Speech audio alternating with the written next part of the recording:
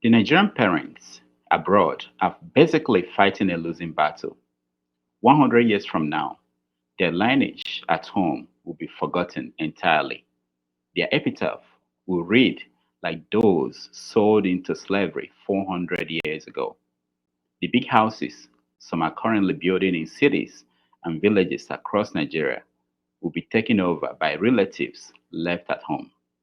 Many who are already seeing this possibility and cannot live with it are beginning to regret the very day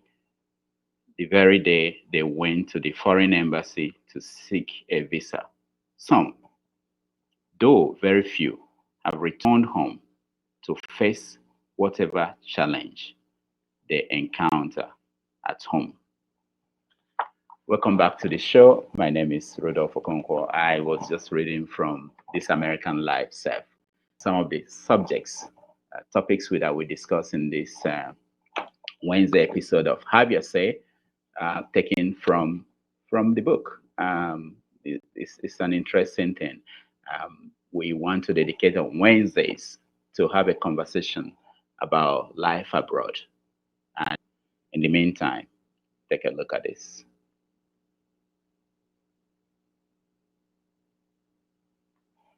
And a woman who held a baby against her bosom said, "Speak to us of children." And he said, "Your children are not your children. They are the sons and the daughters of life's longing for itself. They come through you, but not from you. And though they are with you, yet they belong not to you. You may give them your love, but not your thoughts, for they have their own thoughts. Yes, you may house their bodies, but not their souls, for their souls dwell in the house of tomorrow, which you cannot visit, not even in your dreams. You may strive to be like them, but seek not to make them like you. For life goes not backwards, nor tarries with yesterday. You are the bows from which your children, as living arrows, are sent forth. The archers sees the mark upon the path of the infinite, and he bends you with his might, that his arrows may go swift and far. Let your bending in the archer's hand be for gladness, for even as he loves the arrow that flies, so he loves also the bow that is stable." Thank you very much. That's our roadside poet reading Our Children. It's a very important poem about the relationship between children and their parents. So today we are going to discuss the challenges of raising African children abroad. What works and what doesn't work. It's a big topic. I think everybody who is outside of Africa trying to raise a kid is dealing with that dilemma one way or the other. We want to hear from you. We want you to join the conversation. We want you to share your experiences. Nobody has it right. A lot of people have tried so many things. Some have resulted in sending their children back home so that they will get training that they got when they were home. The question is home the same? Is it the same thing that we had when we were there? And then there are some people who are dealing with the issue of giving their children what they did not have. And in the process, they forget to give their children the things that they had. So join me so that we have that conversation. In the meantime, take a look at this again. Start dying slowly if you do not travel. You start dying slowly if you do not travel, if you do not read, if you do not listen to the sounds of life, if you do not appreciate yourself. You start dying slowly when you kill your self-esteem, when you do not let others help you, you start dying slowly. If you become a slave of your habits, walking every day on the same paths, if you do not change your routine, if you do not wear different colors, or you do not speak to those you don't know, you start dying slowly. If you avoid to feel passion and their turbulent emotions, those which make your eyes glisten and your heart beat fast, you start dying slowly. If you do not change your life when you are not satisfied with your job or with your love, if you do not risk what is safe for the uncertain, if you do not go after a dream, if you do not allow yourself at least once in your lifetime to run away from sensible advice. Thank you again, our roadside poets. Let me read. I'm reading from This American Life Self. There's a chapter 5, Our Children Are Coming, which is the subject of our conversation today. Our children being born abroad, what are they going to be? What is the connection that they will have with home? How do we achieve that? I want to hear from you. What are you doing? What is working for you? Let me read a paragraph from this. The Nigerian child born abroad is at best a hyphenated Nigerian. More often than not, these kids are not Nigerian in both nature and nurture. The forces of the society they were born into usually frustrate every attempt by parents to raise them up as Nigerians. As these children grow, parents are at a loss as to how to imbibe in them the things they had, while at the same time giving them the things that they did not have. It is the greatest dilemma of life abroad. You don't have to have kids to know that it's a concern. But for those who have kids, who have tried several things, I want to hear from you. What have you tried? What is working for you? Are you concerned about the future of your kids? Are you satisfied knowing that many of them may not go back home? Let's have that conversation. We'll take a break, and when we come back, we get our guests joining us and we have that conversation. Let me play you a review done by Adiola, my friend, of this book while we take a break. Hello? Shalom? Let's see.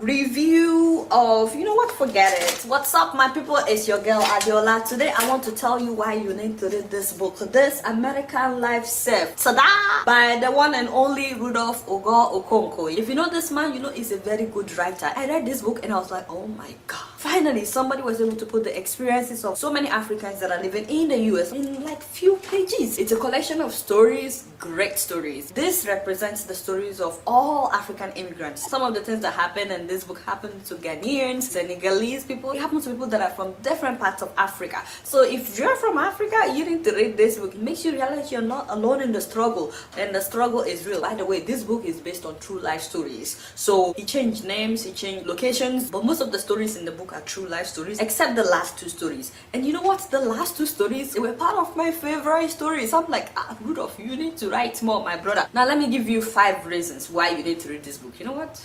Forget it. Why do I need reasons?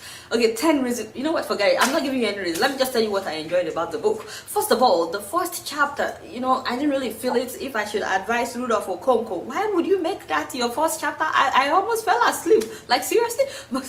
And it's not like there's anything wrong with that chapter. It's just like it didn't really grab my attention like the other chapters. I was like, why did he put this one somewhere in the middle? That is just my honest review. But starting from the second chapter, he got my attention. I said, my brother, tell them, preach. That second chapter, Saving Mamudoka, that was my favorite chapter in the whole book. 7 Mamudoka. There are so many Mamudoka in this America. You know, women that came to America because their husband came to marry them, to bring them to America, and then they got to America and realized, it's not what I taught you. It was about a Nigerian woman that came here and her husband was trying to shield her, trying to protect her. He won't let her have any friends because he didn't want her to be Americanized so that she won't change. He wanted to keep her the typical Nigerian woman, cook, take care of children. That was it. You know why I love that chapter? Because one day the woman decided to break free. I said, yes, my sister. She was like, you know what, this is not the life I wanted for myself, and she went out to go after her dream. And then there was another chapter titled Before You Kill Your Wife. I said, yes.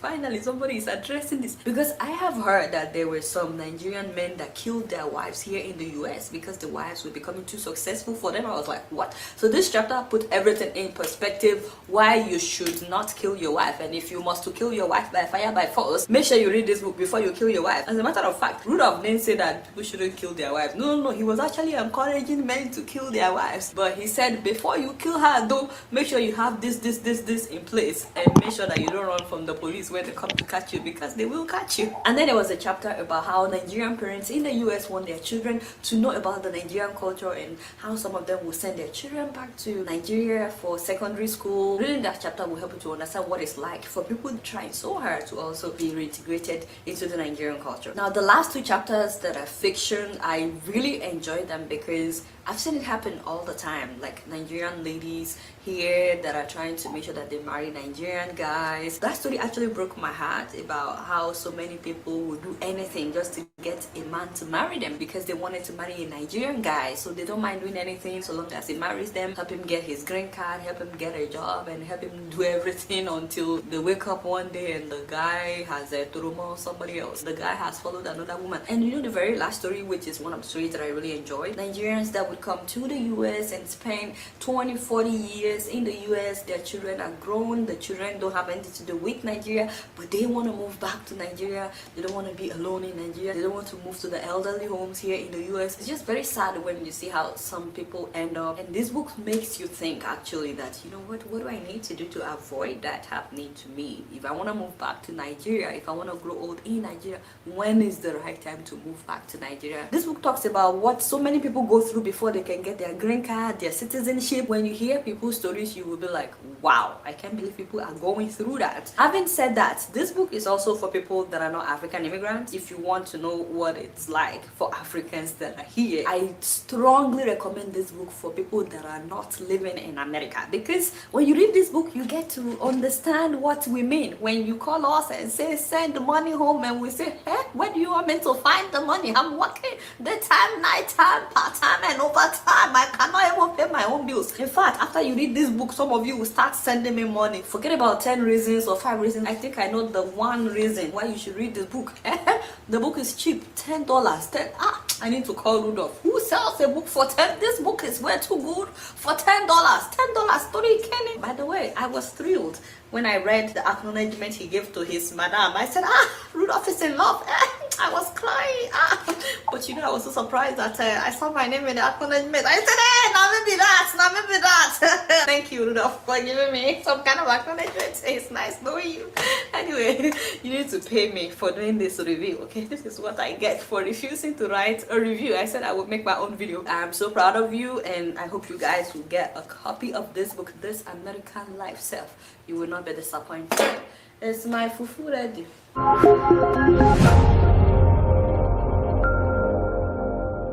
Alright, make sure you subscribe to my channel so I can do more videos like this. Alright, make sure you subscribe to my channel so I can do more videos like this. Oh, Adiola. Anyway, so welcome back, everybody. My name is Rudolph Okonkwo. I hope we are going to have the conversation today. Are you people afraid of this topic? I think it's a very important topic that we should have. I see that Osaino is hanging around in the studio, back end of the studio, and some other people.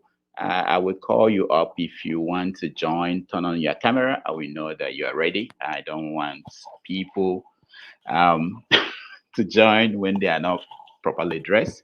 But the topic is very important. for anybody who has kid abroad. It doesn't matter if it's in America or in Europe or in Asia. We face the same issue, the same dilemma. What's up? What's going to happen to these kids? Are they going to be Nigerians? Are they going to grow up to know where their parents came from? Or are they going to become part of that society? What is your take? Let me know your experience. What are you seeing where you are? What are parents doing? There are parents who are sending these kids back to Nigeria to go and learn and go and become Nigerian, and they bring them back here after high school. I don't know if it works. Did you try that? Do you know anybody who tried it? Did it work for them? Let's have that conversation. And there are people who frequently take the case home. I know instance here where someone was doing that until they got to college. And once they are 18, and if they don't want to go, you can't really force them to go. But in the past, of course, when they are very young, you can take them home to Nigeria or to Kenya or wherever you come from. So what is working for people? And of course, when they grow up, they get established wherever you are. They get a job. Do they still want to go home? There are some who can say that their kids still go home on their own, even without the parents. They go back to Nigeria to see their cousins, their relations.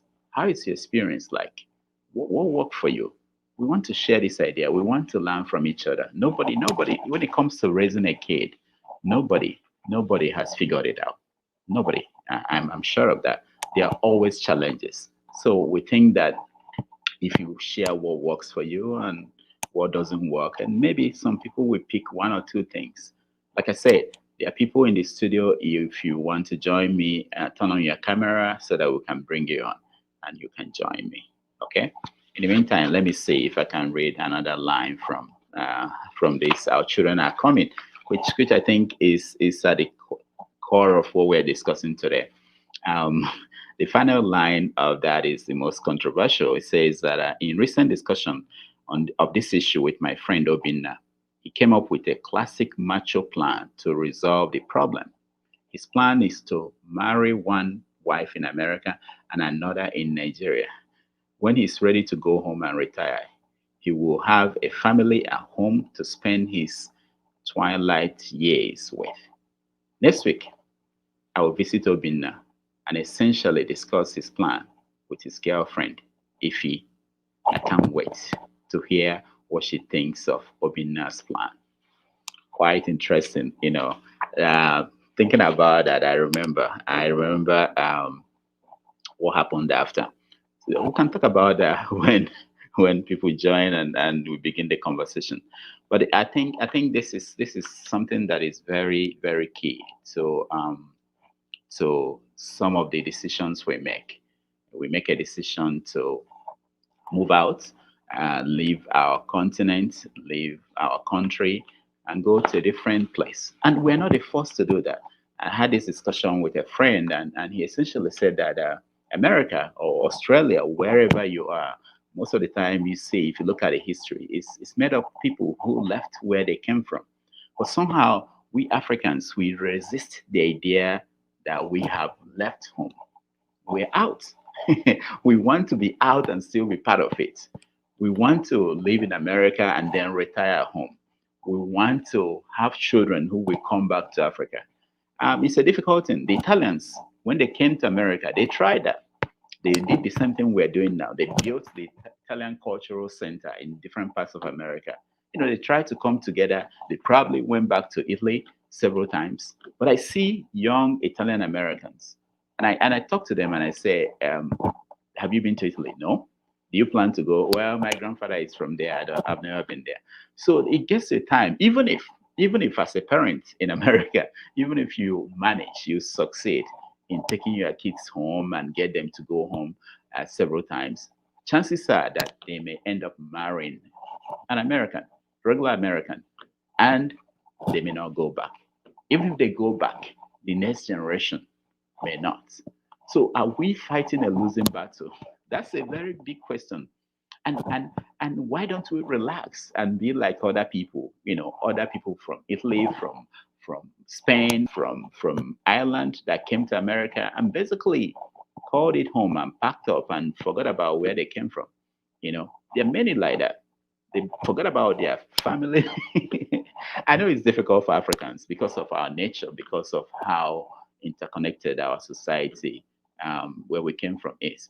But people have made that decision. They made that choice in America, in Britain, in Australia, in several places. They have. So we want you to be part of that conversation.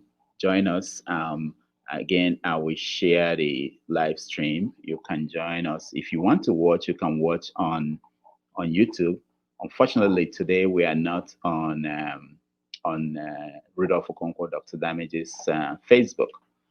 We have small problem over there. They don't let us go live on Facebook for a time being. But you can see us on YouTube, which is where we are live, and on Twitter. Some people are watching on Twitter, so you can join us. So again, um, what is it like for you? Where are you with the questions? Are your children interested in going back to Africa? All right. Hello, John Abba. Yes, sir. How are you? I'm good. How are you? Good, good, good. You are enjoying in Texas. Yeah, Texas is everything is big in Texas. So I know that you are married. I know that you have kids, and let me start with you. Are your kids, have they gone back to Nigeria before? Yes, How many times? once. Did they like it? Not really. Why? I don't know. Why did you take them back? Why did you take them back to Nigeria? Uh, I'm from Nigeria and I just want them to see that part of the world and meet with my relatives and other siblings. Yeah. So did they continue to talk to their relatives after visiting Nigeria? Not really. You're not alone. I'm just throwing out Yeah, questions because yeah, yeah, I yeah, I know that's what everybody's going through. yeah. So what do you think now? What do you think about 30 years from now, 50 years from now? Do you think that they will go back to Nigeria? If things are the way they are, I don't think they will. Okay, okay. If things are the way they are, you're talking about insecurity and all the issues. Yes. Okay. What about what would be the incentive? What would make them want to go back? Who will make them want to go back, or what will Yeah, make them want to go back? yeah. What will make them want to go back? What is there? Do you have a business at home? Do you have a mansion? What do you think will draw them back to Nigeria? Um, the fact that I don't see for now, I don't see anything that will draw them back to Nigeria. Mm, Just like you have said, the insecurity, the infrastructure, mm. a lot of stuff that are not right, and I don't think Now, they will do you love to want do go. you want to retire in Nigeria? Or do you want to retire here? Initially, I want to retire in Nigeria, but with all that is going on, I don't No, I, think. I don't think it's going to continue. I mean, if it continues, the Benue State will not be in existence if things continue this way. Something will have to change. Things will change. But if it's a normal country like the country you left, I don't know when you left Nigeria, but if it gets back to normal, do you think you want to retire? And if you want to do that, how about your children? Do you think they will come there to visit you? Yeah, I know. If I'm there, they will come to visit me. Mm. Of course, they will come to visit me, but uh, like you are saying that you don't think that the things will be the way they No, are. no, I, yeah, of course, of course. I Things are bad don't now. think it was for right the insecurity in my own lifetime. This is the worst I have seen in Nigeria. But then it was not good before we get to this Mm-hmm. extent. But I don't also see in the next 30 years, I don't see any change that much because Mm. 30 years from now, I don't see any changes that I watch your show with um uh that that something Mustafa, what's her name, Aisha Yusufu. Aisha Yeah. Yusuf. Okay. And I I was a little bit encouraged when he talked about the leadership, and we see places like Dubai and see how they come, the whole Arab world are now the attraction of the world. But then it's about good leadership, Mm. good governance. So I don't see that for now. Uh, I was trying to encourage people uh, uh, to vote and to vote for uh, young people. I mentioned like Sowore, but what what the people are saying is they say that Tinubu was the same before he claimed to be activist. And the governor of those states was a so that they're afraid that it's not going to be different if he become a president. I say, well, the fear of repeating the same thing, but at least you try something new. Mm. And if it doesn't work, it doesn't work. But you cannot be recycling the old people and giving you 10,000, giving you 20,000, and then go vote or send you to go cause chaos somewhere. I don't see that. But when I saw you and Aisha Yusuf, I was kind of the way she talked, oh, with so much uh, knowledge and wisdom, but I'm still scared. I don't Mm. think there's any way soon. Now let me ask you, your children, do they speak your native tongue? Do they speak your language? No, and it's even worse because my wife, she's a Yoruba and I'm not. Oh, okay, so okay. Do they so speak we are not. Yoruba? No, they don't. They understand a little bit of everything, Mm. but I think we would have been better if me and my wife are speaking the same language. Maybe that could have helped a little because I have a friend here who their family they understand fluently, but they don't speak. But I They think they don't are speak. all Igbo, but they So, but if understand. if they don't speak, what it means is that they will not teach their own children that Yes, language. no, no, they will not. So, and of course, it gets to a point where you may not be able to function in the Nigerian society if you can't speak any of the languages there. Yeah, that I don't think. I think you can. I met a lady in Lagos. Mm, She was 23 years old when I met her. mm, 20 years of life, she stayed in Benue State. And when I asked her, "Do you speak Idoma?" She said no. I mm, said, "What?" Yeah, I saw her in Lagos. She said, "I don't understand Idoma."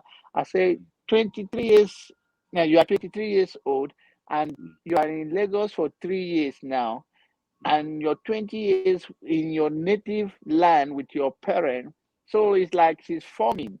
mm. People. The point I'm making is that sometimes people have come to believe that uh, speaking English is somehow make you Okay, intelligent. I got that. I got that. I got that. That's Yeah. true. It happens in Nigeria a lot. But let's stand by, John Abba. Let's go to Okay. Ostino. Ostino is joining us from Maryland. Ostino, welcome to the show. Thank you, Doc. This subject is made for you. It's your subject. So let me ask you, what are the challenges that you see that African parents face in raising their kids abroad? Oh, it's a lot of challenges, and parenting, especially there's no manual for parenting, Mm. especially if you are an African and you are trying to raise your kids, over here. So you look at, what other people are doing, see what is working and what is not working. You try to borrow from them. You try to learn from them. But the main thing is you trying to inculcate the kind of values and the kind of discipline that you want your kids, to get, um, taking into consideration that how you were raised, and even though that um, certain things might not be obtainable over here, like the issue of kind of spanking the kids. You cannot do that much over here. If you go through the biblical way, the Bible is telling us that when you spare the rod, you lose the child. But how much can you do over here? The laws will not permit you to go through that route. So it becomes a problem. But you can, do some other things. You can take their their best tool, Toys. but their best toys. You can take them away from them. But the main thing is you trying to make sure that your kids are turning out good. They are not into gangs. They are not into drugs. They are not wayward. Mm. Uh, that's the least that you can do, or the most that you can do. Mm. The other one, it's you have to commit it into prayer and see how you know God can help you to make sure that your kids turn out good. Mm. You know, Mm. so but it's So, really really difficult. mm. So what is the ultimate goal of raising these kids? Making, because we have a lot of families in America that I know, they raise all these doctors, engineers, and they become part of the American society. How does that help where we come from? How does that help you? Well, your ultimate goal is to make sure that your kids do even better than yourself. Mm. It doesn't matter, where they are, as long as they are doing well in their own skill, in their own, as individuals. That's your ultimate goal. Mm. You don't want a situation whereby you have any of your kid in the prison. You don't want that. Mm. So your ultimate goal is to make sure that they turn out good. I mean, that's the most you can do for them. You give them that basic, the education that they need. Make sure that and it comes from making sure that they do their homework. They are disciplined enough to be able to carry on their own lives. uh, that's all you can do. Mm. Some people might be looking at, oh, okay, I'm gonna make sure that my kids are doctors or engineers, so that when I retire or when I'm not capable, they will turn around to start taking care of me. That might not happen. Mm. I'm sorry to say that it might not happen. It uh, doesn't happen often. Not that it might not yeah, happen. i'm just trying to be I'm just trying to be Don't give false hope to people. It doesn't happen. yes. No, I'm just trying to be Mm. moderate, Mm. because you can see some people, some families, they got it together. Their kids, you know, took care of them when they were old. In You can, America, yeah, I mean, African families. yeah, Okay, you know, I haven't seen them. yeah, because remember, some of us, I try have to, seen one like that in. Oh, I'm not cutting you off, yeah. Steno. John Abba. Okay, yeah, you've seen one where? In Texas here, How old are the parents? the parents are in their 60s, Oh, that's not and age. That's not the age we're talking about. It's when they no, can't he's help talking themselves. about coming to take care of them. The taking Yeah. care of them can. We are not personally. I'm not this one. I'm not talking about bringing them to stay with them and cleaning them up and all of that. I'm Mm. talking about the guy pay off his father's house and all of that. It's part of taking care of them Oh, because okay, okay, yeah, yeah. That, because it's not that one too is not that real before because they also carry their student loan and carry mhm. their own baggage and That's but a good few point. so that one I have seen one family like that, but it doesn't it's once in a and I also have seen um uh a family that the the the the children are willing to bring them home to stay with them, but Mm. the parents said there is no point that they should leave them in a it's not a nursing home, but it's Well, like old people, retired yeah, yes a retirement home. retired Mm. retirement this thing and they work it together to the point that it was the choice of the Of parents. the It of the happen parents. once in a while. Mm. Mm.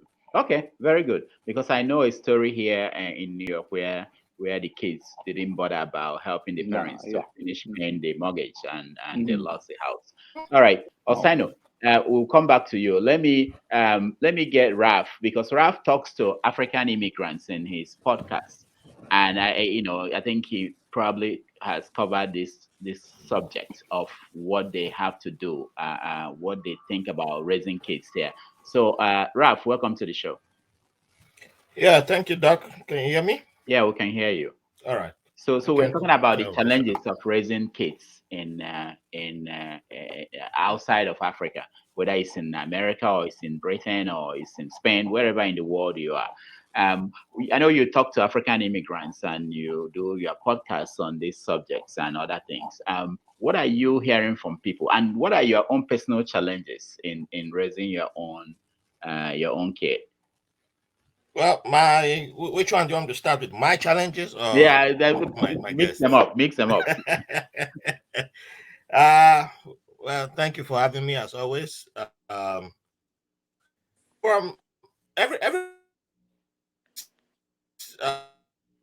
Ralph, you're in Brooklyn. What is wrong? You are in Brooklyn. You don't. You don't have internet in Brooklyn. Why are you? hmm? Yeah, I don't know. I don't know if it's my if enemy of progress I mean, attacking no, my no, no, no, internet. no. I think Brooklyn may have ended up being a third world country. I don't know. What? Okay, go ahead. Is it better? Try again. Let's see. Is it better now? Yeah, we can hear you. Go ahead. Okay, wait. Let me. So while we wait for So Ralph to figure out his network, Ostino. Yes. So let's say you ended up most people succeed. Most Africans actually to a large extent they succeed in having their kids uh, basically complete whole like they go to school and and turn out well. The other question that is part of this is that how do you feel because if these kids are not going to go back home with you. If you are going to retire home like you, I know that you plan to retire home. You said there's a secret plan you have. You don't discuss on air, but how do you now feel? Because how do you feel? Leaving your kids here and going back home to retire. What is that about? Well, I mean, it's a very just like I stated the other time, it's a very dicey, issue. Um, you have to make provisions, for yourself. Mm, You got to make provision for yourself because these kids, just like I stated the other time, I don't think they are coming home with you. mm, They don't show any interest. mm, Even though that I was saying that I will give them that option, mm, make sure that I take them before they get to 18, 20 years, make sure I take them a couple of times back home to give them that opportunity. They have to make that choice, if they really like it back home, or if they want to come back, or if they want to relocate, they have to make that choice for them. mm, But nothing is written on a stone, so um I will allow them to just choose which one they would like to do. along the line. I mean, down the line, Down the road, yeah. down the road.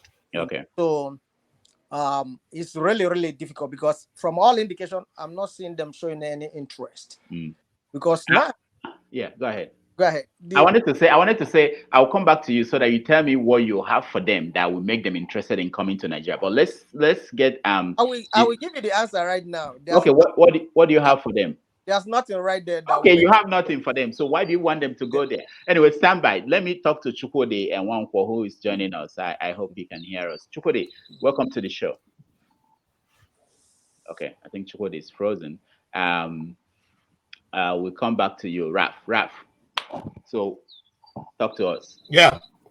How's it sounding now? Yeah, good. Now you're okay. All right. Okay. So for back to same question, right? Yeah. I'm answering the same question. Yeah. What are the challenges that you're seeing, in your own life or people you talk to on your podcast? What are they saying? Well, it varies, but in a way it doesn't, because it's still the same thing. It doesn't matter if they're Nigerians, Cameroonians, Ghanaians, South Africans. They literally, even from Myanmar, Indonesia, wherever, India, they're literally saying the same thing. Everybody does not want their offspring to forget where they came from. At the same time, they want the best for their children. And if you're in America, you want them to have the American dream. You want them to own America. You want them to dominate, be the best, be on top of the world. But at the same time, it's like, we want you to go back and dominate whatever you came from. We want you to. So it's like, we want you to own best of all worlds possible.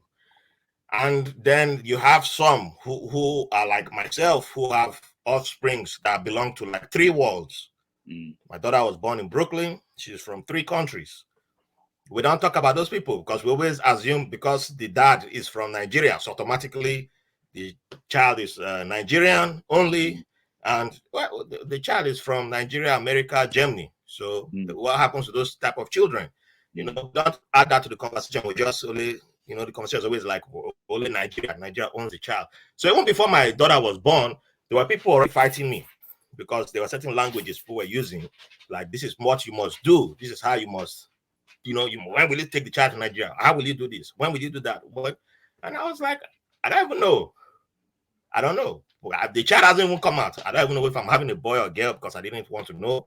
Well, we both decided we'll wait until the baby comes out. And it's not like we won't love whatever comes out. We won't love the child. But they were giving us rules. And I said, it doesn't matter. It's our child. We'll decide what we want. And one of my guests, my most recent guest, she was born here in, I think she was born in Oklahoma, if I'm not mistaken, but raised in Houston to Cameroonian parents. And she's only been to Cameroon once at around age 10. And she was born in the 80s, so she didn't have good information about Cameroon. And it was like, oh, backward, those advertisements they used to have back in the days about hungry children in Africa. They're all hungry, looking for food. And then she said when she arrived there, she was surprised to see mansions in her village, children playing, and she had fun. Everybody was giving her sweets. So she said that's like the most fun she ever had as a child. And that was the great memory that lives with her to this day. She's almost 40 now. There are people with those type of mindset, and there are people who, when they went home, like my cousin, who unfortunately passed away in December, she's almost my age. She was my age mate too. She was born in Boston, but Ijaw lady, Zimbabwean mother. She went to South Africa for the first time, and she got robbed. On our way to the airport, her rich uncle gave her $3,000, and on our way to the airport, somebody dressed as a police officer stopped her, robbed her, and it sounded like a robbery in Nigeria. The same thing. And when she went to Nigeria for the first time, she had because she's from the part of the family that, because she came from America, the rich family members took care of her, and they gave her mobiles, police security. So she got a totally different experience of Nigeria, but she knows that that's not the Nigeria that everybody experiences. So when people are saying, I want to go to Nigeria, I want to go to Nigeria, she's like, you are not going to get a mobile police escort wherever you go. So it's going to be different for you, because people who went with her were like, oh, I love Nigeria. I want to come back, I want to go again. And she's like, no, you're not going to get the same experience. It was because of me they gave you this experience. And I understood that, because she knows if it was Raf coming, Raf is not, I've come from the other side of the family. Go sit down one side, you know. But I mean, when I joined the Navy, it was different. You know, I became, my level in the family went up. So there's all these layers that we don't talk about. It changes the whole game. So if my child is coming back now, where does she rank in the family? Who likes her? Who doesn't like her? There's all these things that come into the dimension. And then does she get the good treatment? And then my aunt was kidnapped in the last presidential election. My aunt, who's from the 2019, she's on the elite because her husband is married into what's his name, the Dokubo family. He was his favorite nephew. She got kidnapped, and I know how much they asked for ransom. So we already know the elements exist, but I understood the whole element, how it worked. And then her younger sister is married to a congressman from Delta State. She had been kidnapped the previous election. So there are people who have their eyes on certain people in the family. If my daughter is coming now, then you know that there's like, oh, we can get money from Americana. That's how they see it. Okay, so Ralph. You have to think about all these things before you send somebody. That's very good point. Let's go to Helen. Helen is joining us from Texas. Helen, welcome to the show. Hi, everybody. Yeah, welcome again. So, what are we talking about today? We are talking about the challenges of raising kids in America. Oh, I have a lot to say. I know you have a lot, and so Malika, and what are your challenges? What are you facing? So I have 3 children, so I'm experienced. I have a 14-year-old son, I have a 10-year-old daughter, and an 8-year-old. I am privileged I call myself a privileged mom, not a single mom. And in this season, I'm raising them by myself. And yes, there are challenges. During the pandemic, I experienced a lot of things, raising a boy with all that was going on. And just trying to be relevant with my children, especially my son. And we lived in a neighborhood that was predominantly white. And one day my son asked if he could go play soccer with one of his classmates in the neighboring neighborhood. And I told him, hey, son, I know you're innocently going to ride your bike to that neighborhood and go play soccer. But I told him, look here, in this volatile situation that we're in, no, you can't go. Because I know I've raised you right. I know you behave, you're not a troublemaker. But not everybody knows who you are and whose you are. So those are the kind of challenges that, I have a 15-year-old son about to start driving. I'm nervous about him being on the road, all these things. But it's not all bad. America is a great place to raise our children. I just encourage my fellow Africans, if we would rise up to the occasion and raise our children with the attitude that we are in America. We're in America to stay? We're in America to stay. So we're not visiting. We are not going anywhere else. We're not visiting. Okay, that's a good point. That's a good point. There are parents who take that position. This idea of Osaino dreaming about building a mansion in Nigeria that he won't live in, or maybe the kids will not go back to. The mansion that is just gathering cobwebs. All right, Helen, stay with us. Let's hear Jonaba. Yes. Did you buy into this idea that you are here to stay?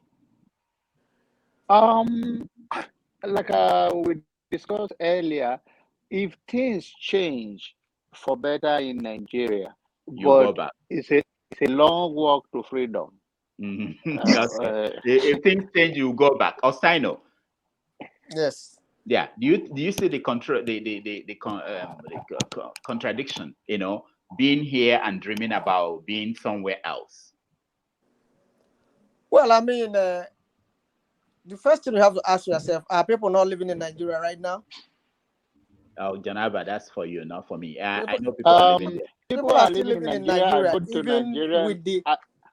Go ahead. People are living in Nigeria. I go to Nigerian often because of my business that I do.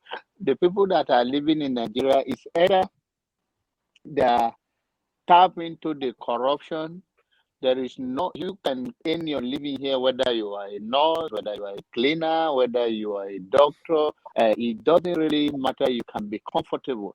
There is how many millions of Nigerians are jobless year after year. People in their 40s, even 50s, are staying with their parents. So people are living in Nigeria, of course, but they are not living in the. There is not medically. It's nonsense. People die. A cousin of mine called me for headache and went to the best hospital called Lut in Lagos, and before you know it, she died. And then the doctor was giving them 10,000. I said, "What is that?" So people live in Nigeria, but what is happening in Nigeria is even much more than what is happening in Ukraine. Well, All right. we are talking of retirement right now. I'm not going to Nigeria to go and start looking for a job in Nigeria. The reason why I'm going to Nigeria eventually is to go and give back to the community that I come from. I'm not going to start looking for a job. We are talking about, when we retire, like at the age of 70, something like that. I'm going to give back to the community where I come from. I'm not going to work for somebody, and I pray that God will give me that resources, to be able to do that. Okay. Osano, hold on. Why are you laughing, Helen? You Okay. don't think he's going to retire? But Helen, let me ask you: your kids, have they gone to Kenya? Gone back to Kenya? Oh, yes, we lived in Kenya for 2.5 years. And I have a lot of Nigerian friends and people who are well-to-do, people who are middle class, people who are recent immigrants, because I managed an assisted living facility. So I had newcomers, but I have friends who have established businesses here. So I interact with a lot of Nigerians. But let me speak about Kenyans, because I'm proudly Kenyan. And about 7 years ago, I moved back to Kenya. The wild dream of, hey, maybe it's possible to go to Kenya and live there. And if you have Kenyan friends, a lot of Kenyans go back to Kenya for some reason or another. But the corruption is just as bad as it is in Nigeria. For heaven's sake, we're all Africa. Africa is Africa.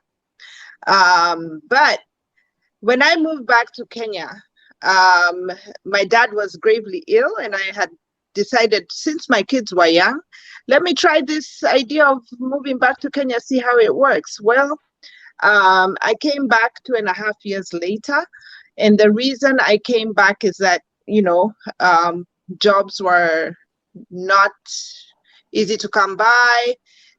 School fees for my kids, the kind of school that I wanted them to go, it wasn't affordable, and I just didn't even see the return for my money. I live in a good neighborhood in Texas, and my kids go to a great school, and I'm happy about that. So when I came back, I decided that, hey, Kenya will be home. I come from a very big family. I'm an 8th born out of 9 children. My mother is still alive and she lives in Kenya. I have 6 siblings that live in Kenya right now. I love Kenya. But for me to go live there, honestly, those 2.5 years gave me a good reason. It gave me the satisfaction that I am not working hard or building wealth in America only to go and retire in Kenya. Please, If I die today, Rudolph is a good friend of mine. He'll be in my committee. Committee of I friends. say, bury me in America. When I die, where I die is where I want to be buried. Okay, Rudolph? I had you. It's on record now. When we meet, when the committee So of friends meet. that idea of me being 70 and going to Kenya, no, I'm not doing that. My kids are going to be raised here. They're going to live their lives here. I want to be a grandma in America. If I buy a mobile home and travel around the country like what people do here, that is the kind of grandma I want to be. Very interesting. So please don't take me to Kenya. I am not going to Kenya. I will go visit my mother. My mother is 83 years old. She's beautiful. And I try and go as much as I can. I try and go every year. My last trip was a 7-day trip. And you people might ask, what do you do in Africa for 7 days? I strictly went to go see my mother. And that's it. Okay, we are going to come back to you later. I want to know how your children are relating to your relatives in Kenya. If the distance. That's a beautiful story. I mean, I could talk for days about living in Kenya. I don't regret it. No, I mean now that they are back here in Texas, how are they relating to your relatives? They know their cousins by their names. They know their aunties and uncles. These are not just people that you hear I talk to on WhatsApp and they don't know. When they see their Auntie Sarah on the phone, they know this is Auntie Sarah. They know their grandmother. They know everybody. And they speak Swahili. Do they speak Swahili? They understand. Okay. We're not as good as the Indians in my house. You know, we haven't haven't been able to teach them, but they understand. Okay. Raf. So we see Alcino is going back. John Abba is hoping that Nigeria will be good and he will go back. Raf. No. Oh, you are not going back? No. Let's put it on record in case I die and one of my brothers. I will be in committee of friends. everybody here. No, I already say it's a long walk to freedom. Osano, I respect, of course, it's well, and I wish you he planned it well and it worked well for him. But I live in Staten Island for 9 years. Our neighbor was a pastor with deeper life. In their 60 something to 70, they moved to Lagos. That Yoruba, I think they call them Budmi or something like that. And the day they arrived, not less than a week, they robbed everybody there. They run with their life, and they came back here and started living with their children.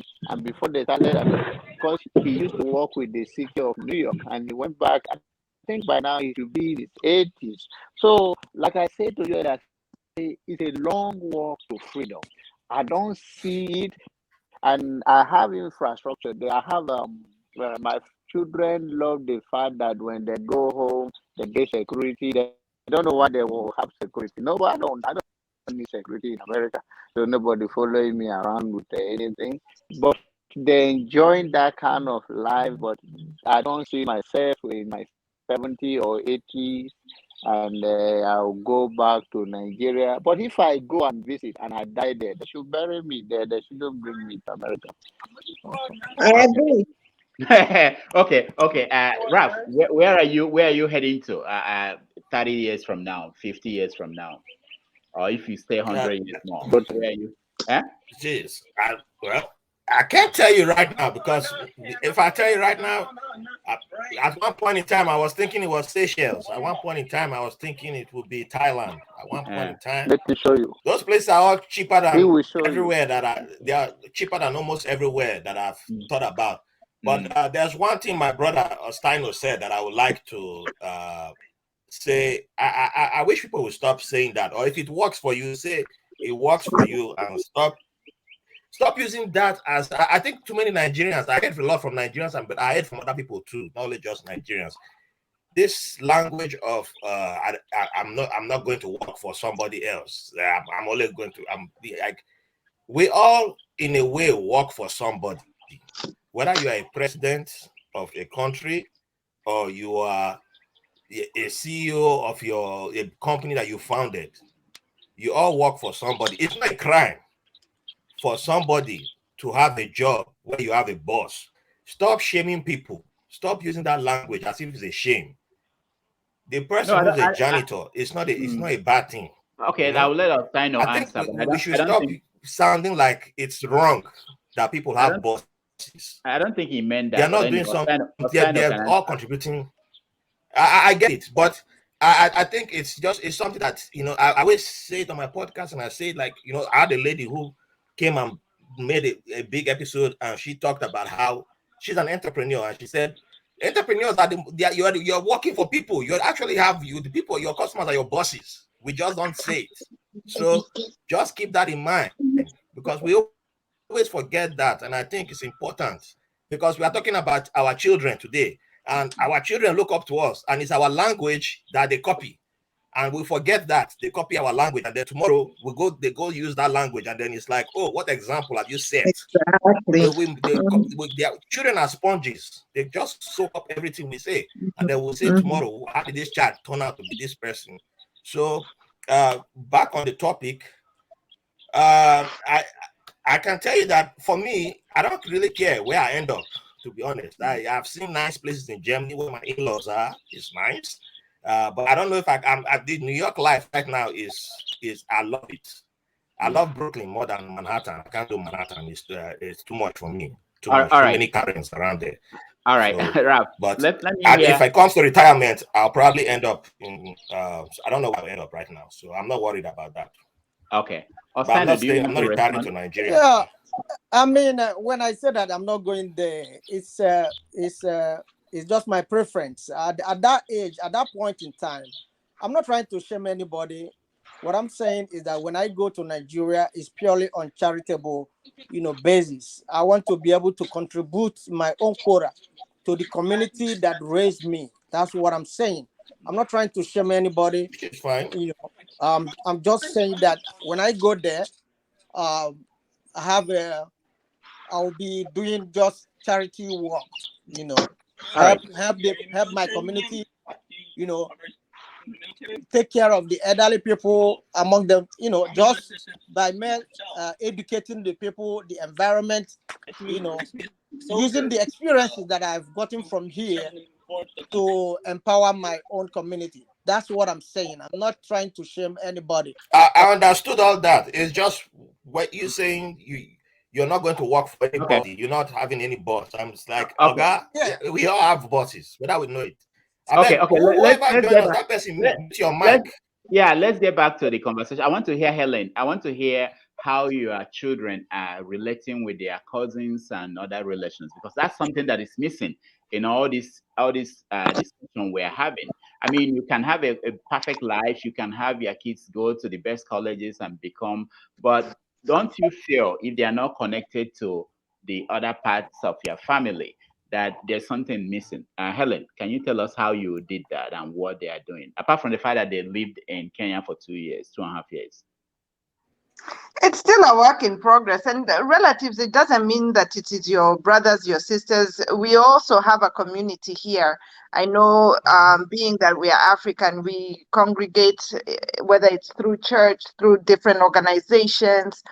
We always find a way to congregate together. So it's even those relationships, keeping them alive and well.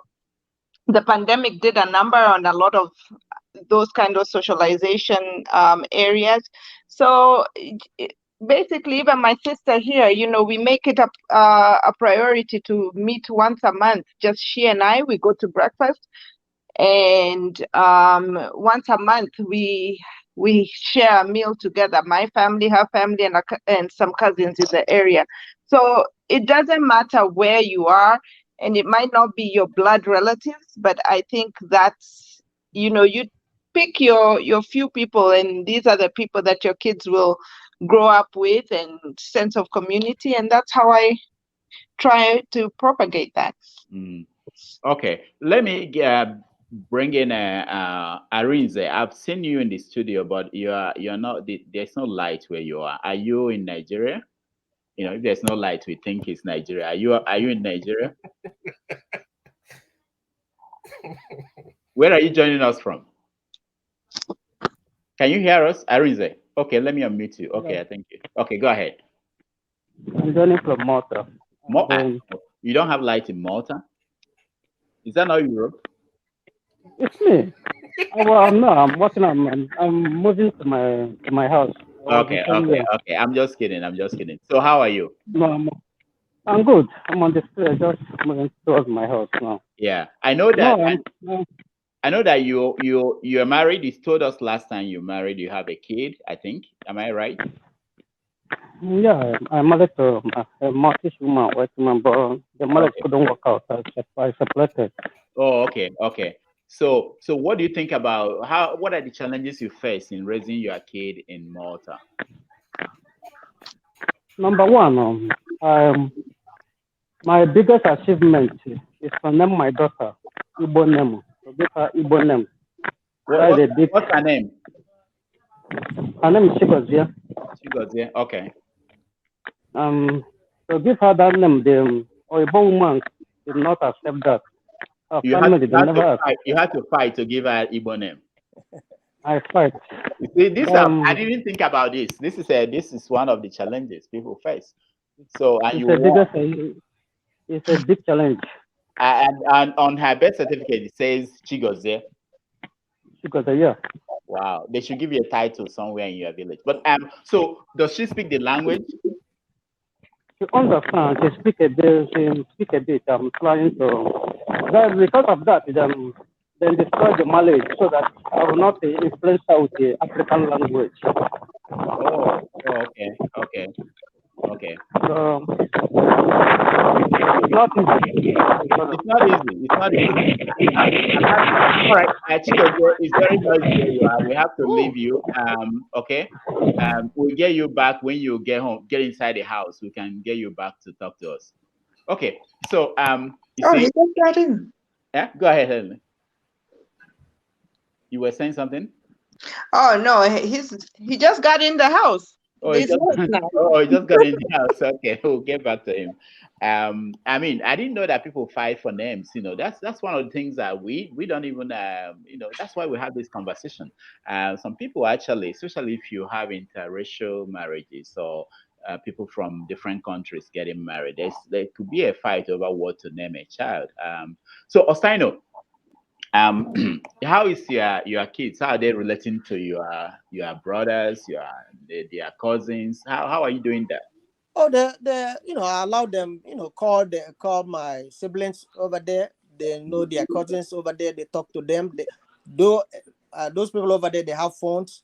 They exchange numbers. They talk to, each other once in a while. So they know their names. I mean, that's the most you can do right now, So they know they have a family. They know they have a grandmom there. They know my brothers and sisters, my sisters. They talk to my sisters. So that's how we've been able to, navigate it right now. Okay, that's very good. So beyond being able to talk to do you think that 10 years from now when they go to college they will continue to do that, or do you think that is something they are doing because you are there? I think I think they will continue to do that. The relationship has been established already. And it's left for them to, continue if they, I believe they will continue, but you can't force anybody, just like I said, I will continue to take them home so that they can, bond with them sometimes during holidays and stuff like that. I mean, for me, I live for my family. You understand that? I cannot be here because of what I'm getting here or the enjoyment that I'm, forget that part of my family. I live for them, so there's no way I can forget my, my brothers over there because I'm in America right now, So we continue to make sure that we have a cordial relationship by way of talking all the time when we do have the opportunity. And, we can visit also. So all these things, we make the bond to, continue. It's very important. It's very, necessary that you allow that kind of cordial relationship to exist between your siblings. All right, all right. I like that. But let me. I'll come to you, Arins. Okay, I'll come back to you. I know that you are inside now, but I want to get Helen's opinion about this. Now, Helen mentioned that she lives in a more like a place that is most of the people there are white, and there is this tendency. I know all of us here, our kids are not yet grown to the age of getting married. That's another period that we have to deal with, being abroad. And one of the issues is that at that point, some parents, African parents abroad, will now want their kids to go and find an African to marry. Oh, you have to marry from Nigeria, you have to marry from Kenya. How do you make that happen when you've taken them away from where they can see Nigerians because they're doing so well, they went to live with white people, and when the time comes and they start coming home with white, uh, you now say, no, no, no, no, it's time to go and find a Nigerian to marry. Helen, I know you have older siblings who probably their kids are getting married. How did they navigate that? Oh, it's so interesting you asked me that question, because that is a question in my forefront, and my Ethan is 15, so maybe in another 10 years I'll be calling you for wedding. But now my older sister's children both have married white girl and boy, and we love them to death. They are amazing, and we love them to death. In fact, we spent Christmas with them, and that's another way we try and keep up with each other. So and my son made a comment during, I think it was either my son or my daughter, my niece made a comment and said, now that my kids are exposed to their cousins, husband and wife, it will set a precedent, because that's what they know as functional. So I have to be prepared for that. But again, I also feel like socializing amongst ourselves is very important. Go to those church functions, go to those community functions. I know Nigerians are good about, wherever you're from, you have a association and all that. But our kids find each other. Yeah, no, what I wanted to know, okay, that's good. I understand the point. What I wanted to know from each of you, I will come around now. Will you prefer that your children marry somebody from where you come from, or you're open to anybody, No, as long no, as they're happy? No. As Good long as they're Christian happy. family. Okay. Let me go this way. Ralph, I know that your daughter is half German, you are half Nigerian, half Ghanaian, you're everywhere. I don't think it will matter to you, does it? No, it wouldn't matter to me. And my family is also everywhere too. I have cousins from England, Scotland, and France. And there's someone in Austria. We don't even know where that one is hiding. Okay. So yeah. You don't have How am I going to start setting boundary? Although I've heard the story of my grandfather setting boundary for some people, it didn't work out because he didn't set boundary. So how did he? So yeah, who's going to start setting boundary? At the end of the day, are you happy? Can you stand by your choice? Okay, you're old enough to make the choice. As far as it's not child marriage, that's fine.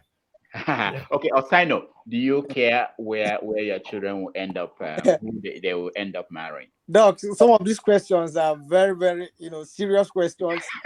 And I have noticed that most of the time when we discuss these questions, especially myself, when I talk on these things, people, think that, it's a reflection of my own household. And based on that, they begin to, make comments on YouTube. They begin to make comments. I go back to read those comments. Tell them. And some of these comments are not really nice, Welcome to my world. Some of the comments are not really nice, and instead of you to hide behind your keyboard, you can as well show your face. and express your own view on some of these topics. Mhm. You know, it's not easy. Yeah, But but Osano, you shouldn't worry about what they are saying. You know, if yes, you worry about what they are saying, this show will not be on. Nobody will do yes, anything. yeah. But preferably, I will prefer my biblically. I will prefer the Bible tells us that when it's time for you to get married, you should go to your people, you should go to your culture and get married. You know, I would prefer my kids to marry somebody from my place, from my culture. But I am not the one who is gonna choose for them. You know, if they find anywhere they find love, I will encourage them. The most important thing is, are they happy? You know, but if I have to, you know, choose for them, or I can suggest to them, okay, this is the situation right here. This is how it is. It's left for you to make that decision. You know, I'm sorry to say that, but I know that we talked about it one time. I was telling you that, you know, I know that they will come for my neck, but you know, we are kind of better people, if I may use that word, you know, than what is obtainable around here. You know what I mean? Uh, so, so, so, I hope.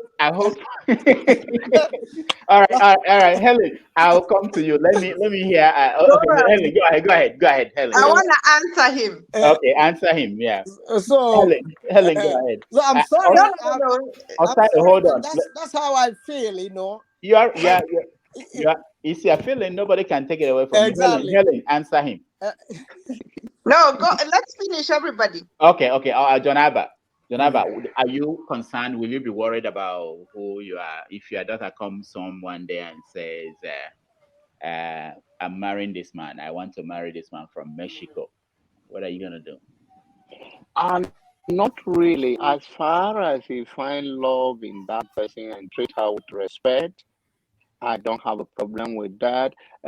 It's natural for everybody to get drawn to their culture, to their skin, but when it comes to that kind of a thing, what difference does it make if you marry my neighbor and is treating my child with impunity or disrespecting my daughter? What difference does it make, even if it's my neighbor from the same village or my next door neighbor? I don't look at it that way. We love them to be happy, and whosoever they get married to, it doesn't concern me. But I'm not answering Steno, but I know the scripture that is saying that oh, they say go back. There are many things we African, I have pastored for so many years, so I understand part of the Bible very well. But the point is that we misunderstood so many things. There are a lot of racism comment in the Holy Bible. That is the truth. So if we started using it sometimes, we don't put it in the right perspective that we are trying to pass the message to somebody out of love. If it's a culture, then me and you will not even be here in the first place, because this is not our culture. This is not where we were born. But it's just about finding where life, where you can fulfill your life. And there are many. White American in Nigeria, and he loved it. He told me, why am I in America? I said that everything they settle on the street in America. In Nigeria, he loved that better. So I said, okay, you're from a crime family. So that's fine. So we should know the way we apply those things. I'm not answering Steno directly, but I was referring to the scripture that was using, that they said, go back to your kindred and get married. Some of those things Okay. are racial issues. Okay, thank you so much. Arinze, I see that as soon as Jonaba mentioned the Bible and racism in the Bible, Ekene joined us, and I know he has issues with that, but we'll come back to him. Arinze, are you going to be worried about who your daughter will marry? Will you want your daughter to marry? I mean, you fought the war and you gave her a Igbo name. Are you going to fight to make sure she's married to an Igbo man? Okay. Hold on. Let's unmute you. Okay, go ahead, Irene. I'm still fighting the war. Oh, yes. I'll fight the war. until I die. My daughter will marry from Anambra. It's not even about Igbo land. It's going to be Anambra. That's a good. I like the warrior in Let you.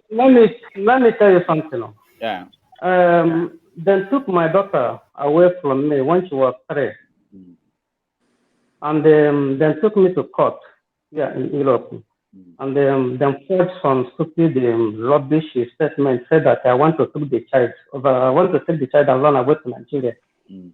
And the court decided to ban me not to come close to the child, to my daughter. Mm. I said, okay. I walk out of the court.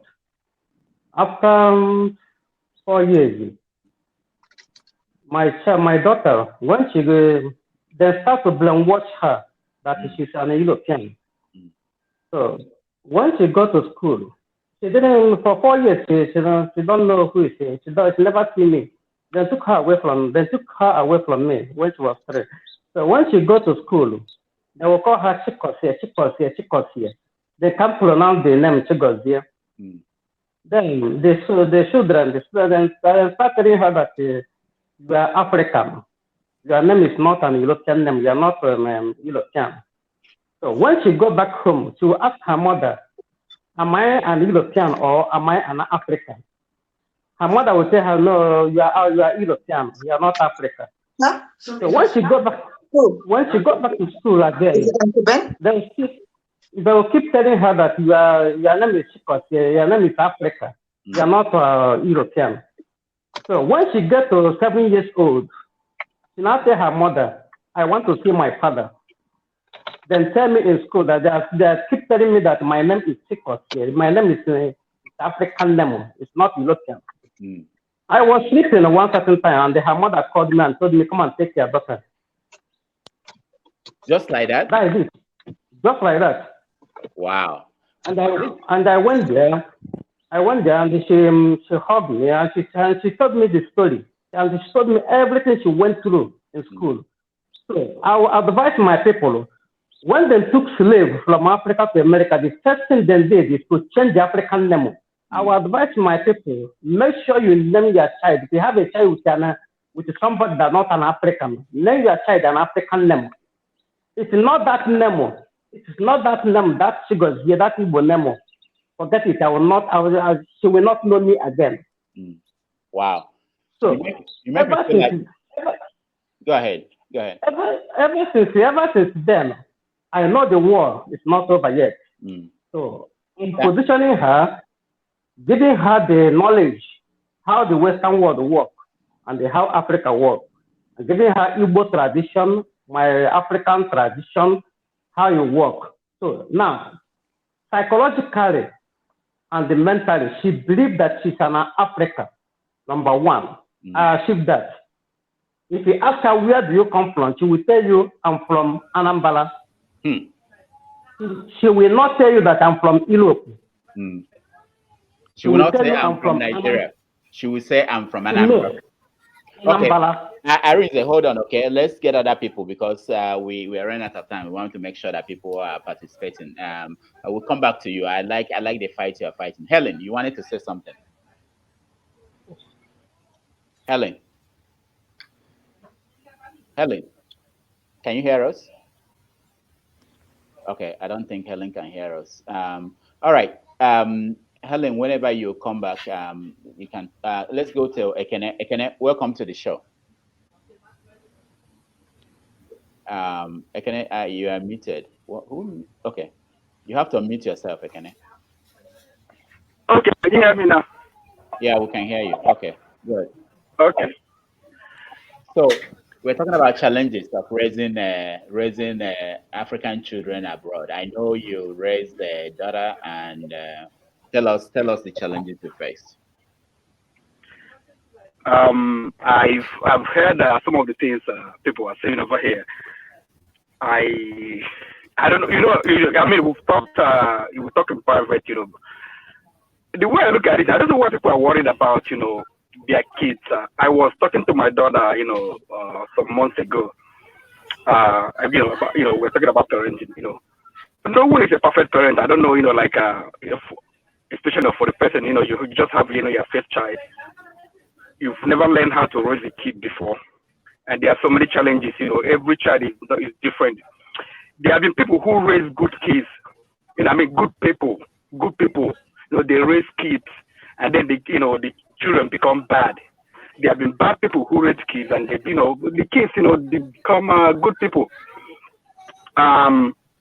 Just like in psychology or whatever, or in sociology, whatever, they said man is a product of environment, observation, and the mind. The things you observe in your environment and the way your mind processes, all those things. One thing that would affect one person, same thing will affect two people. One person will be different. Another person will interpret it differently, come out differently. So that's the way I look at it. But I look at it also because someone mentioned the Bible, and that's why, sometimes, I just, it's because, like maybe because I'm getting older, I started, thinking like, philosophically. Look at, for instance, Abraham. Abraham was told, okay, let's assume that, okay, it's a true story. Let's say, it's true, it's a true story. Abraham was called out of his, father's house, go to a land from what we know in history. He was born in Syria, the present day Syria.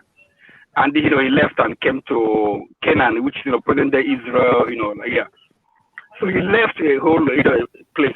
And then he became a father in, in the present day Israel. And his kids, right there, his kids scattered all over the world. His kids, let's just assume that the Islam, that the founder of Islam or whatever, Muhammad, was a descendant of Abraham. His kids, they are controlling the whole world. Christianity, his kids. Judaism, his kids. Islam, his kids. Just Abraham. His descendant is the president of Ukraine. So I don't know, like people worry, oh, my child will go, be in Nigeria. Live your life. Their kids, they have to, chatter their path. So, you can just give them the values, let them, be good people. That's all you can do. Especially in the West, whereby, there is, individualism, communalism, it doesn't work in the West like it works in in Nigeria. Like, when we are small, an adult, you do something, an adult will just flog you, that adult that never met your parents, and then people you run to your parents, and they will smack you because they believe that that adult, whatever that adult saw you doing, that it was bad. So I tend to tell people, to just worry about your life, live your life, be happy, raise your kids to be happy. People, whatever they decide to do, if they want to marry a white person, if they say they are Nigerian, that's okay. But inculcate it in them. But one thing I found out is this: that as we get older, we tend to come to our roots. Like I'm becoming more like my father. Because there were so many things, my father did, I never like, I was like, oh, this is too Igbo chick, too class. But, sometimes, I'm going back, I'm playing the kind of music he used to play. Some of the music I never liked before. So sometimes, like kids, we will be our parents. So what I'm saying is just, worry too much. Just, there are challenges because, we look at things and say that there are challenges. Just basically raise your kids to be normal people. Raise your kids All right, to be good all right. people, then you have less challenges. Can I thank you so much. We as we get older, we're becoming like our parents. So let me frame this question now. I'll come to you, Osaino. Did your parents? Okay, I present as if I don't know, but let's say, did they actually encourage you in any way? Anybody say to you, you have to marry somebody from Nigeria when you left? Did anybody from your family try to push you in a certain direction? Because if your parents push you in a certain direction because they are old and they are seeing things, chances are that when you may have this liberal viewpoint that most people express today, I want my kids to marry whoever will make them happy. But when you are getting old, when that time comes, you may start thinking like your parents, and you may start thinking, I want them to marry from where you come from. Is this a trick question? My mother warned me. She pulled my ear. He said, my mother warned me. He said, don't marry when you go. Don't marry somebody. Don't marry a white person when you go over there. She warned me. She warned me. Pull my ear. I said. So I was like, Mama, I mean, you can't be saying something like that. Supposing if I go over there and see Bill Clinton's daughter, uh, are you saying that? Are you saying that I'm not gonna marry her? So by saying that, he laughed. Uh-huh. So something like that. But yeah, I mean, she was particular about it, and when the time for me to, get married, I put all those things into consideration.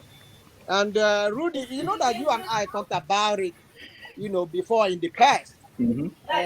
So like people over here, most of the time they don't tend to stay that long, in marriage. They get tired of people. You know what I'm saying?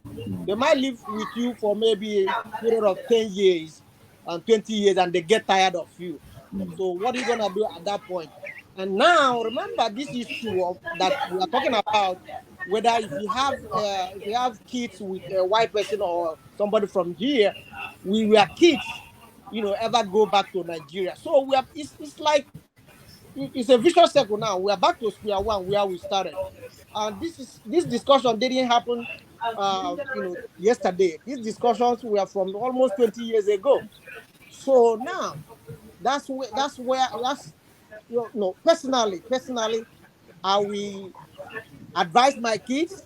I will tell them, this is how it is, so, and allow them to make their own decisions on some of these issues. Mm. Thank you. Arize, nobody warned you not to marry a white. Is that nobody warned you when you were living? Did anybody say to you, don't make sure whatever you do in Malta, don't marry somebody who is white?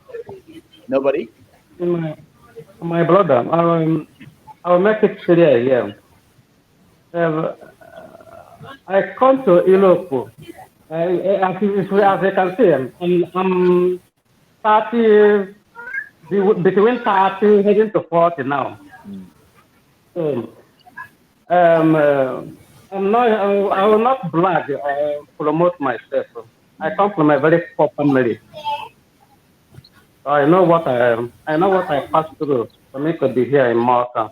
So when I want to marry then, my mother did not support it. So I told her forget about it. You don't know how I come to Europe. You don't know how the system works here. Mm. What I'm going to pass through to survive. Mm. Number one, I didn't go to university. Secondary school dropout. Problem by myself to come here. So you will not sit down there in Africa telling me what to do here, how I'll make my life more better. So she go against it, not to marry Oyibo. She go Mm. against it, but I reject that because I consider it as a nonsense. But Mm. you don't know what is going on here.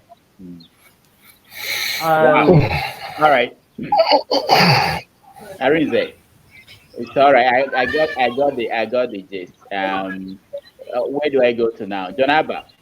Yeah. The same question. I don't know if I've asked you the same question. Did anybody?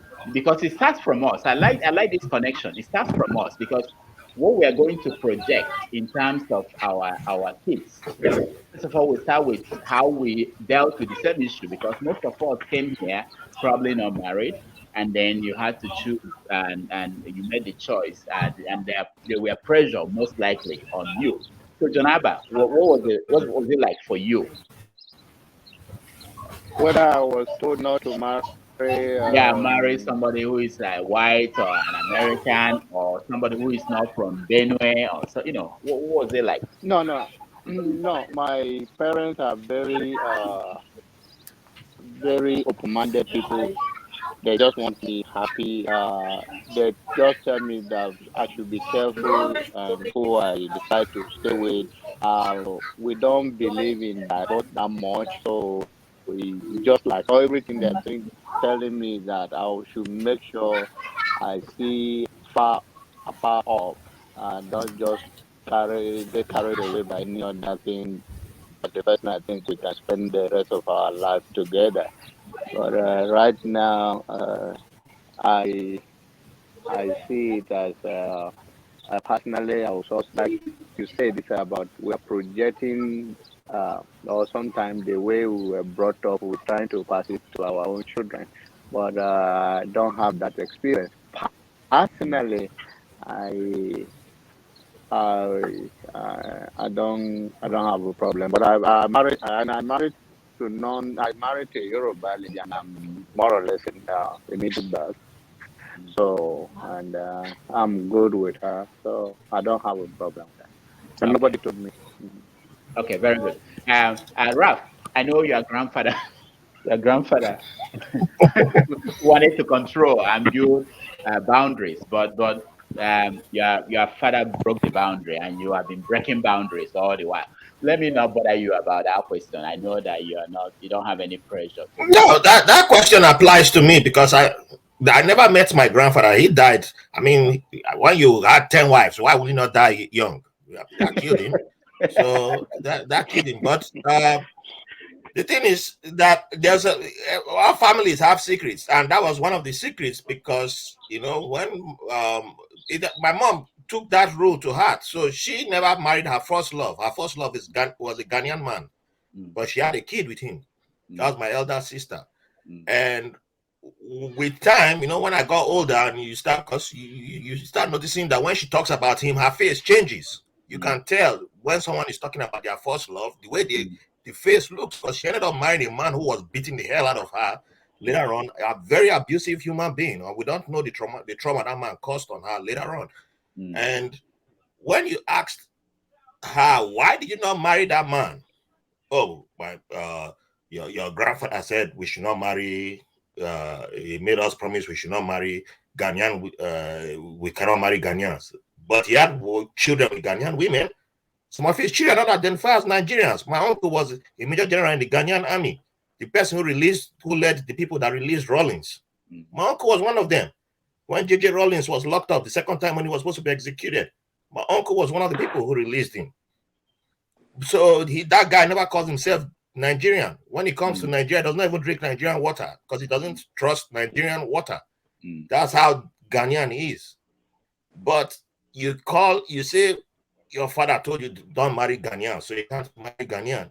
mm, And that's how the line starts. And some of the children took that to heart. We can't marry outside of Nigeria. We can't marry outside of our Ijo. And you start creating unnecessary, and then you go marry problematic human beings beating you. You marry the one who, if you are a man, you are bad news. My mm, uncle once met, I don't know where they found this, where he met this white woman in Lagos. He was in immigration. Good time. He loved her. She loved him. That rule came out. That's why he never married her in the early 90s. She used to come visit us. And then all of a sudden, I never saw her again. And then he married a woman who nobody in the family can get along with that woman. But it's like, we don't understand. One day she used knife and stabbed him in the back. oh, I don't know, but I was too young to understand what happened. Hey, everybody, but it's that same rule. You can't marry non-Nigerian. You can't, but he's in Nigeria. He's in Nigeria. This is not somebody who left Nigeria. He's in mm, Nigeria. mm, At the end, he got somebody who he fell in love with. Rumor came out that she was Ghanaian. That woman was not even Ghanaian. She was an Ijaw woman, but it was way in the 90s. So today she's in Maryland. She was mm, working for CBN. Why would a Ghanaian be working at CBN? mm, And I don't know how the rumor started. And so this thing has been, it's terrible how it applies to families, how it comes in, and we just allow it affect us. Is the person good for you? Do you love the person? We don't, no. Is the person Nigerian? Is okay if it's Nigerian? Is the person Igbo? It's not Igbo, but we have so many intertribal marriages in Nigeria, mm, and the people are happy. They've been happy even during the Civil War. But how many marriages broke up because of that? And we don't talk about all these things, but we want mm, to stick to. But I remember the first time I saw interfaith marriage in Nigeria when I saw a Muslim marrying a Christian, and it was the in-laws that were fighting each other on the day of the wedding. The in-laws were fighting, but the man and the woman loved each other. in Ibadan. So this thing is something where that's why I don't give marriage advice, because if a man and a woman, or a man and a man and a woman, whoever, if they all love each other, let them be. Let them be. If the two of them made that decision, go do whatever you want to do and get married. Okay. My cousin is in Hong Kong, and oh boy, before he even graduated university, he said he had met a Hong Kong citizen, a Chinese citizen from Hong Kong that he wants to get married to. I would have said, hey, get your degree first. Next thing, she's pregnant. And he said he's married. And before I knew it, divorced 1 year, and she's gone with the baby. And all these things doesn't mean all women from there are bad. But he didn't even have a job. He hadn't settled down. So Ralph, your Everything family just back there. Ralph, your family is, I didn't know they've gotten to Hong Kong too. I mean, I thought it was We are Ijaw people. We like water. I thought it was we like water. The water carries us everywhere. Ghana, you're already in Hong Kong. Oh, wow. All right, let's get back to the kids. And I have a question that I want to go around. Ekene, I'm coming to you because there are some parents abroad who send their children back home to go to school. I want to know if you will do something like that. They said that they are sending them home so that they will learn about home, and so that they won't just become American or British, and they will, get all these things we are discussing to be integrated into that culture. Will you do something like that? If not, why? Are you asking me? Yeah. Oh, okay. Yeah, I mean, my daughter was, raised in Nigeria. She went to Nigeria when she was like 2. And she came back when she was like 13 or so. And but I mean, like, hold on. Did that have impact? Is she different because she did that? Is she different from other kids who didn't go to Nigeria to set up? No, because when they come here, I mean, that's what I mean. I'm saying, like, if you send your kids to Nigeria where you are not there to give them that directive, that things you want them to inculcate into them, you will have other people do that for you. What are you expecting when they come? Because like all these things, we try to tell people things. That thing has to be rooted in them for them to be able to, to carry it. You can't just, tell somebody something, that's not deep, and then you tell, you want that thing to reflect in the person's life all through. So when she came back, she had to be, about just to become an American. And she looked at all those things, probably in Nigeria, that place is stupid, that place is dumb. But probably, when she gets older, I believe that, maybe she will have to really assess her position. So I'm thinking, I don't think all those things, why do we, struggle, like I just said before, have your kids, with you. You raise them, give them the value. All those values you think, you have you brought from Nigeria. Those values are in you. They're not in Nigeria, they are in you.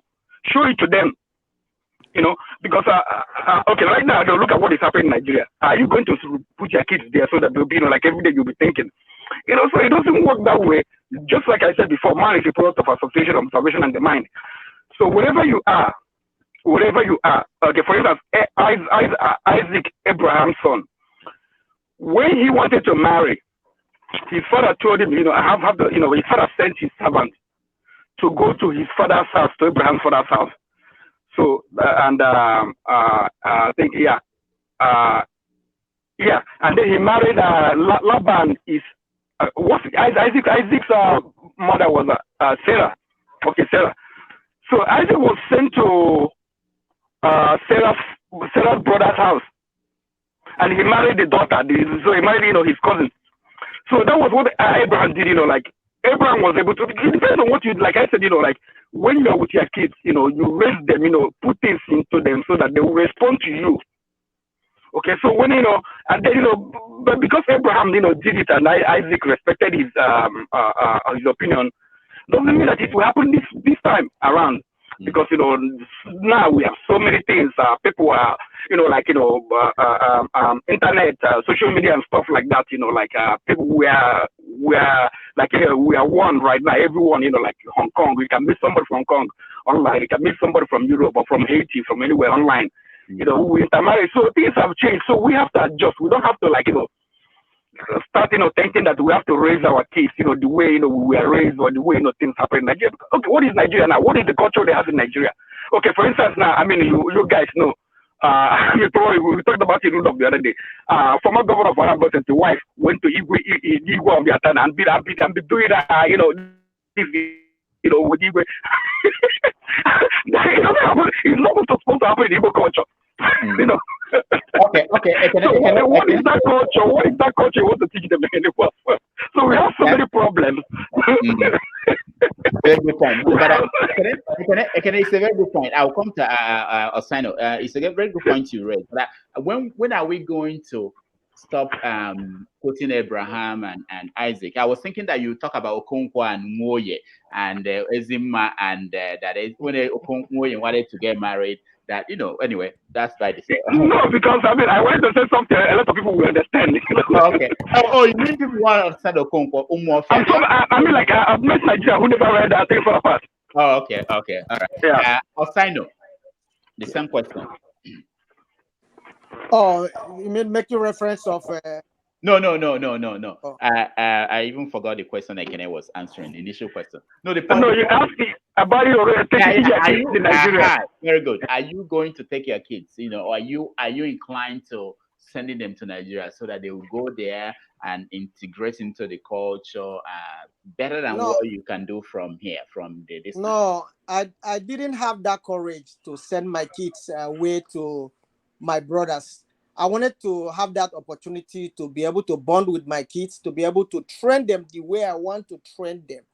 So I didn't have that courage enough to send them to, go and live with my, most of the time, and especially my brothers, they are not like in the East, they're in the Lagos. So what are you trying to achieve? They might not even speak the language that you want them to speak, which is the Igbo language. They might end up speaking the broken and the Yoruba language. So that purpose is already defeated right there immediately. So, but it's better. I chose the option of taking them home gradually, once in a while. Whatever they can grab, they can let them grab it.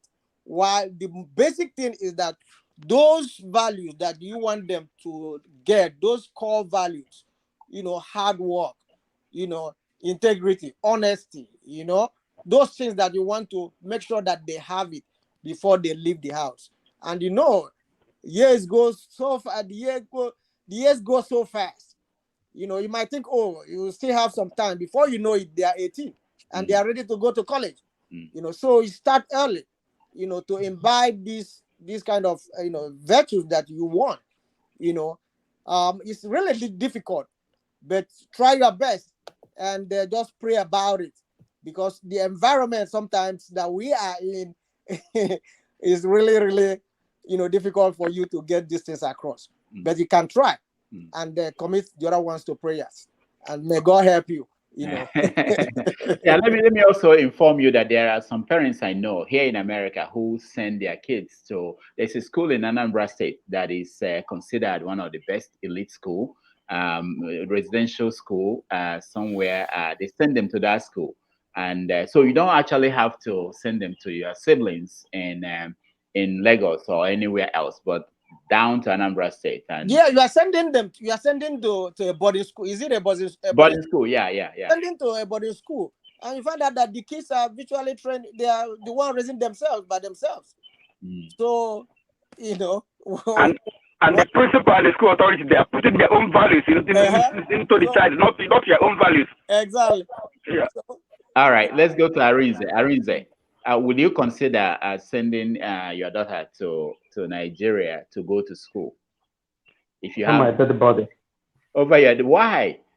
I mean, Anambra State. I don't mean Lagos or Sokoto. I mean Anambra State. Even though in South Africa is rubbish to me. Never. I don't wish my daughter such rubbish and nonsense continent. She will grow here. She will stay here with me. Then grow up with me. Then I will pass whatever I have to her.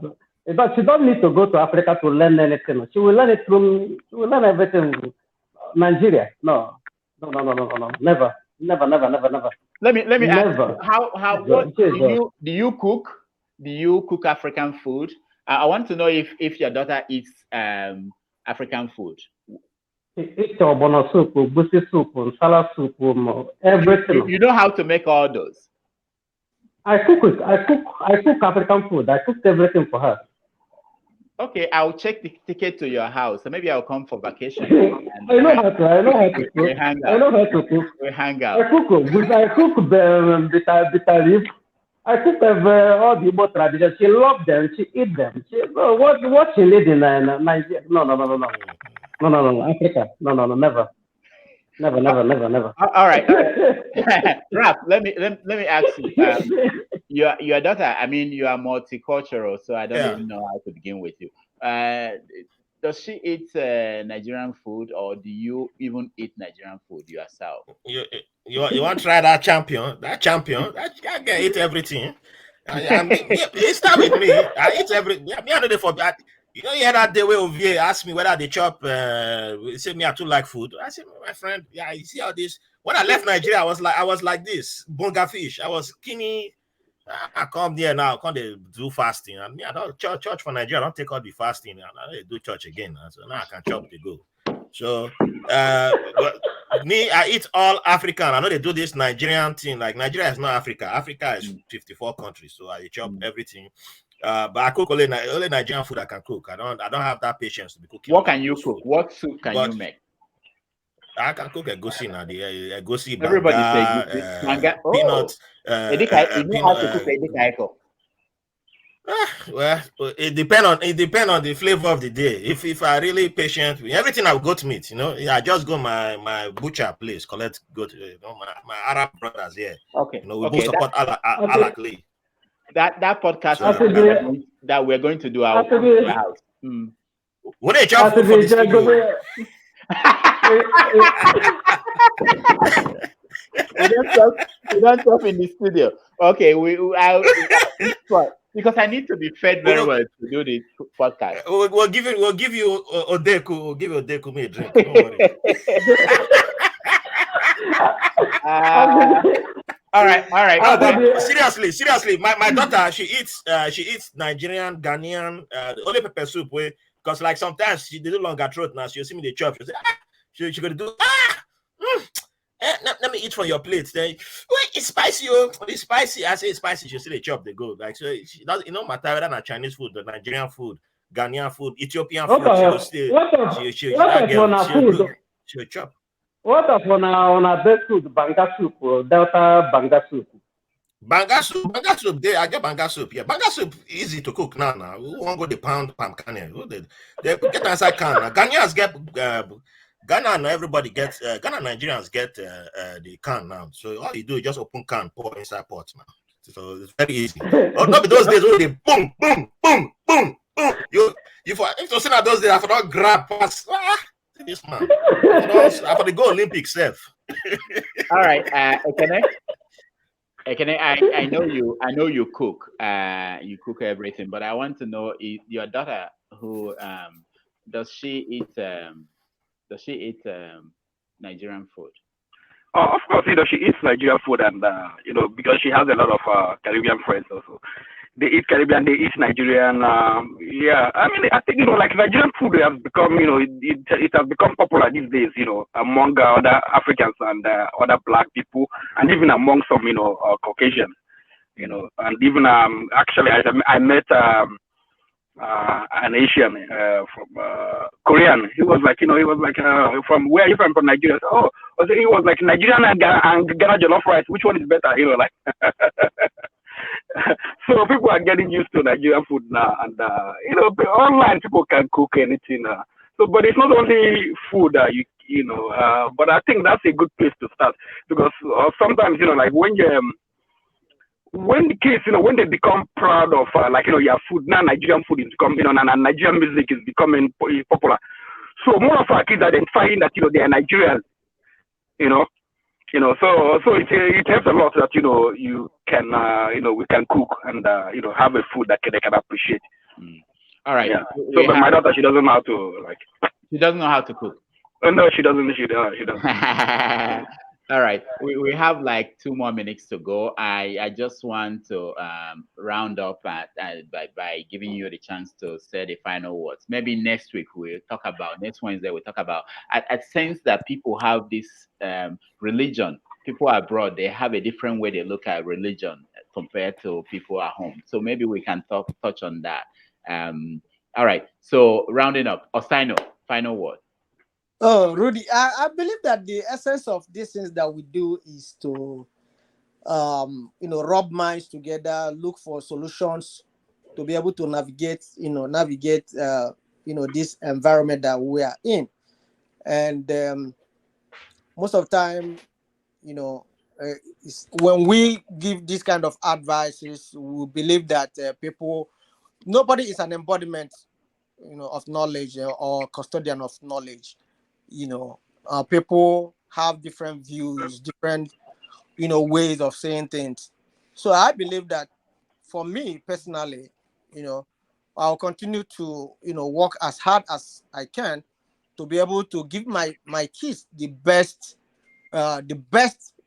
of everything, for them, and I give them the tools, to be able to live their own life, even within this space that we are in, then the rest is just, leave it, to the hands of God, and God will continue to direct them. That's what I'm doing. All right. Thank you so much, Osaino. Let me go to you, Arinze. What's your final word? I will say, my brother, Dr. Damage, thank you for this kind of program. I learned a lot from your program. I learned a lot. That is it. That is all I can say. Thank you. I learned a lot. Thank you so much. Ralph, final word. Oh, everybody watching, if you watch this video and you didn't give a like, go back and give a like, my friend, or you don't know how to cook. That's what you're telling us. You cook bad jollof. So go and give a like and share this video with your friends and check out my podcast, White Label American. Yes. So everybody has given us better jollof words of advice here and jollof experiences. It's not easy for people raising children, and it's not easy to come on camera and share your experience. Oh, so it's not. It's I not. appreciate everybody. People type comments. It's very easy. I invite them to come. They type. They can't fight people. Like, come, my friend. They run away. Don't show your face if you're easy. So, and also remember that your experience is not the experience of everybody. So don't let whatever is happening stop you from enjoying life. There's always a second chance. So yeah, thank you, Dr. Damages, for having me as always, and shout out to everybody. Thank you so much. Can I final word? Brothers and sisters out there, please do not so much worry about your kids. That you can live your life. This life once you live it, just enjoy your life. Give your kids whatever you can give them, and they leave them alone. They will, find their footing. They will find their own. There are many kids that have, they don't have parents, and they turn out to be good kids. So what are you bothering about? This, about that, about that? Don't worry about that. If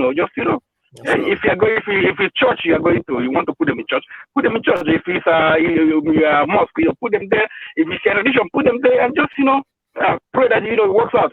After all, it's like investment. Sometimes investment will work out, sometimes it doesn't work out. So all right. Yeah, that's it. Yeah. Thank you so much, everybody. Thank you, Kene, Raf, Osaino, Arinze, Helen, who is not here now, and so many other people I've forgotten. Thank you for joining me. It's very, very, very appreciated. And we do this again on Wednesday. That is when we talk about things that are of importance to all of us who are outside of the country. And then, of course, on Saturday morning, we talk about politics, Nigerian politics, anything about politics going on. A lot of things are going on. So join us, and we will have you then. Until then, it's Rudolph Okonkwo signing off. Start dying slowly. If you do not travel, if you do not read, if you do not listen to the sounds of life, if you do not appreciate yourself, I need to run and go plan you start dying slowly. When you kill your self-esteem, when you do not let others help you, Okay. See you, Ralph. you start dying slowly. If you I'll try to become see you on a Saturday. slave of your All habits, right. Take care. walking every day on the same paths, if you do not change your routine, if you do not wear different colors, or you do not speak to those you don't know, you start dying slowly.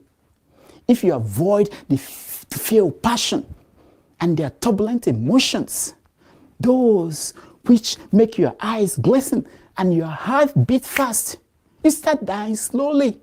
If you do not change your life when you are not satisfied with your job or with your love, if you do not risk what is safe for the uncertain, if you do not go after a dream, if you do not allow yourself at least once in your lifetime to run away from sensible advice.